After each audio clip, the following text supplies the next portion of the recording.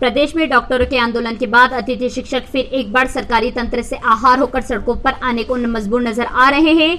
शहर सहित ग्रामीण क्षेत्रों के सरकारी स्कूलों में अपनी सेवा देने वाले अतिथि शिक्षकों की सरकार द्वारा शिक्षा पद्धति को बेहतर बनाने के उद्देश्य से भर्ती की गई और यह भर्ती बाकायदा व्यावसायिक परीक्षा मंडल सरकारी पैटर्न के माध्यम से दी गई थी। इस परीक्षा में लाखों लोगों ने एग्जाम दी थी, जिसमें से करीब 250 से 3000 लोगों का चयन किया गया था और 4 साल से यह अपनी सेवा विभिन्न सरकारी स्कूलों में दे रहे हैं।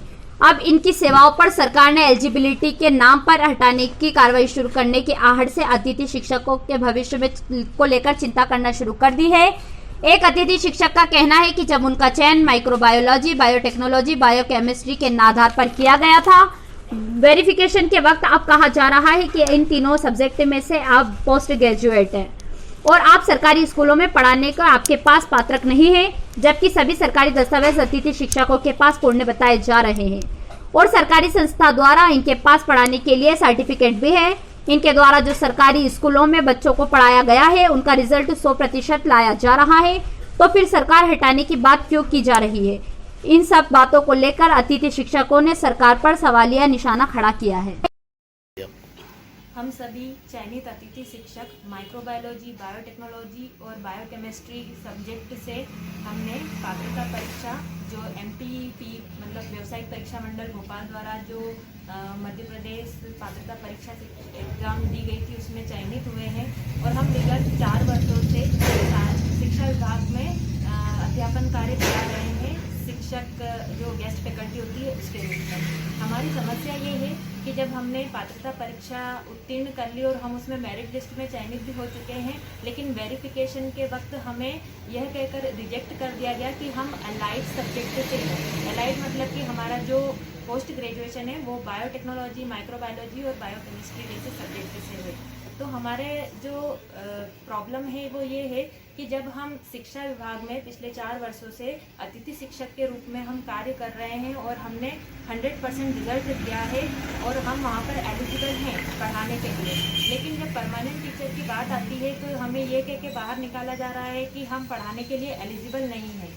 हम 4 सालों से शिक्षा विभाग में गेस्ट फैकल्टी के रूप में कार्य कर रहे हैं और हमें DPI द्वारा सर्टिफिकेट भी दिया गया है। ये सर्टिफिकेट तभी दिया जाता है जब हम पढ़ाने के लिए एलिजिबल है और अब जब परमानेंट टीचर की बात आती है तो ये हमें बाहर निकाल रहे हैं, रिजेक्ट कर रहे हैं। तो इससे हमारा जो फ्यूचर है वो कहीं हमें अंधकार में नज़र आ रहा है। हमारे जैसे कई कैंडिडेट जो अलाइड सब्जेक्ट से PG कर चुके हैं, उन्होंने पात्रता परीक्षा में मेरिट सूची में अपना स्थान प्राप्त किया है और अब वो हमें इससे बाहर कर रहे हैं। तो ये तो हमारे साथ सरासर नाइंसाफ़ी है।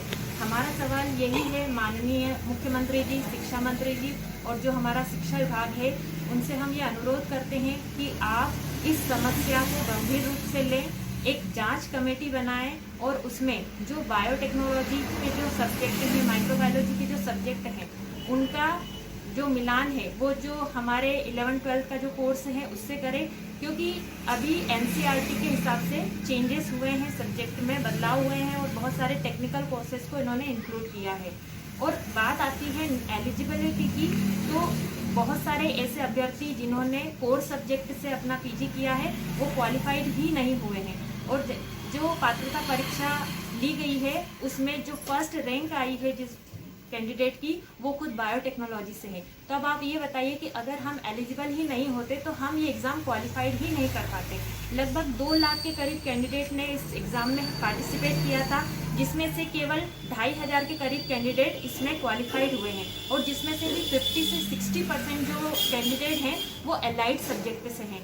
तो हमारा यही प्रश्न है कि क्या आप अगर हमें बाहर करते हैं तो ये 50 से 60% जो कैंडिडेट हैं इनका फ्यूचर क्या होगा?